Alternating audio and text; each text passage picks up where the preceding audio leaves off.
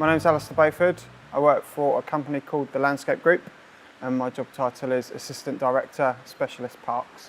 We provide horticultural services, arboricultural services, so tree works, cleansing, so that's street cleaning, sweeping, waste management, green waste management, and now even more so professional services. So that's landscape architecture, ecology, and technical services to support our clients. Giving you a cross-section of the workforce I've got here at Queen Elizabeth Olympic Park, we committed to employing 85% of our workforce from the host boroughs. So our company would take on anybody from someone that has got a passion for horticulture to someone that doesn't understand what horticulture is but thinks they may want a career out of it, and that would be through either an apprentice scheme or what we would like to define it as a grow your own scheme, which is us investing in people to produce our own talent. Last year we ran 2 pre-employment training sessions, which was opened up to say 20 candidates. At the end of that, they gained their level 1 in horticulture and were guaranteed an interview. So we interviewed 20 candidates. We then gave jobs to 5 of those 20, but all 20 got the interview experience, the feedback at the end, and then because of our contacts within the industry, we were able to then signpost them to job vacancies elsewhere. So of the 20, I think we put about 16 people into employment. And I'm a chartered landscape architect by profession.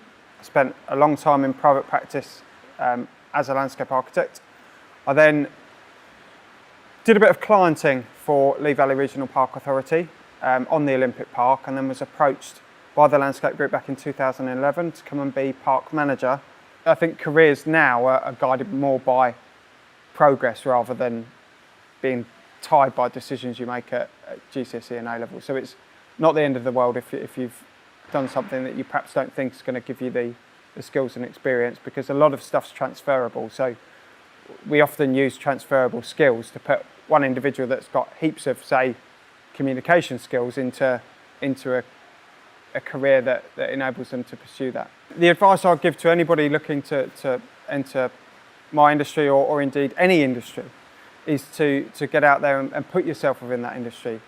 Phone employers, talk to employers about what skill sets you might need, what qualifications you might need to enter that profession. Ask them for work experience.